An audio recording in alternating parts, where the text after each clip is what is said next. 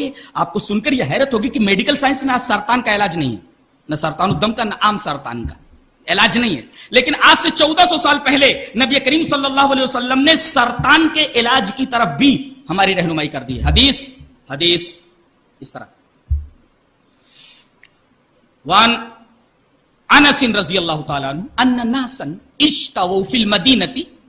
فامرهم النبی صلی اللہ علیہ وسلم ان يلحقوا براعيه يعني الابل فيشربوا من البانها وابوالها فلحقوا براعيه فشربوا من البانها وابوالها حتى صلحت ابدانهم فقتلوا الراعي وساقوا الابل فبلغ النبي صلى الله عليه وسلم فبعث في طلبهم فجيء بهم فقطع ايديهم وارجلهم وسمر اعينهم قال قتادة فحدثني محمد بن سيرين ان ذلك كان قبل ان تنزل الحدود رواه البخاری فی کتاب الطب۔ حضرت امام بخاری اس حدیث پاک کو ایسے کتاب الطب کے اندر لائے ہیں اور یہ روایت حضرت انس سے مروی ہے، بہت پیاری حدیث ہے، ذرا غور سے اس حدیث پاک کو دیکھیں۔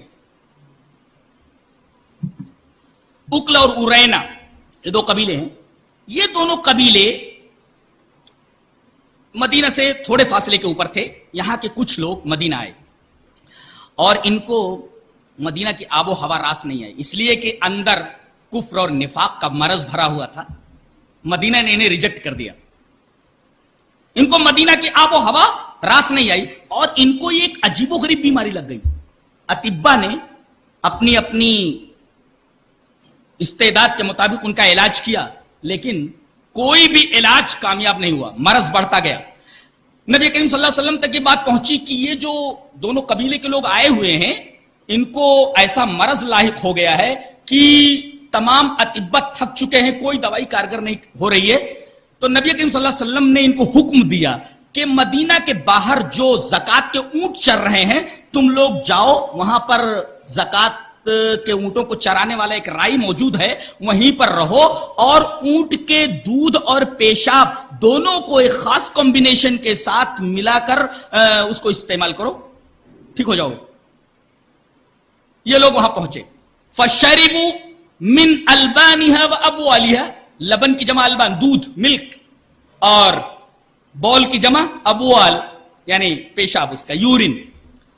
ان دونوں کو ملا کر کے اونٹ کے پیشاب کو اور دودھ کو ایک خاص کمبینیشن کے ساتھ، جیسا کہ نبی کریم صلی اللہ علیہ وسلم نے ان کو حکم دیا تھا، انہوں نے پیا، حتی صلحت ابدانہم، ٹھیک ہو گئے وہ۔ اب مفت میں سب کچھ ملا تھا، چربی چڑھ گئی تھی، انہوں نے کیا کیا، زکوٰۃ کے اس رائی کو، زکوٰۃ کے اونٹوں کے اس رائی کو، چرواہے کو انہوں نے قتل کر دیا، اس کی آنکھیں نکال لی، اس کے پیر کاٹ دیے، اس کے ہاتھ کاٹ دیے۔ آدمی اتنا سنگدل بھی ہو سکتا ہے؟ آدمی ایسا ایک آدمی کے ساتھ کیسے کر سکتا ہے؟ ایک آدمی کا ہاتھ کاٹ دینا، ایک آدمی کا پیر کاٹ دینا، بم سے کسی کو اڑا دینا۔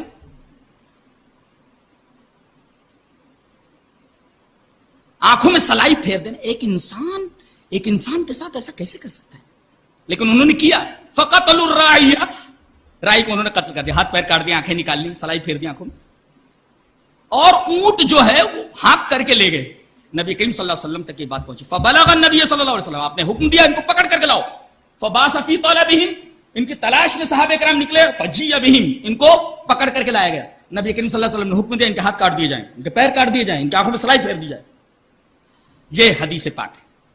یعنی ان کی بیماری کا کوئی علاج اس وقت موجود نہیں تھا، نبی کریم صلی اللہ علیہ وسلم نے یہ علاج تجویز کیا کہ اونٹ کا دودھ اور پیشاب ایک خاص کمبینیشن کے ساتھ جا کر کے استعمال کرو، ٹھیک ہو جاؤ گے، ٹھیک ہو گئے وہ۔ بعد میں انہوں نے کیا کیا وہ ایک الگ بات ہے۔ استدلال یہ کرنا اس حدیث پاک سے کہ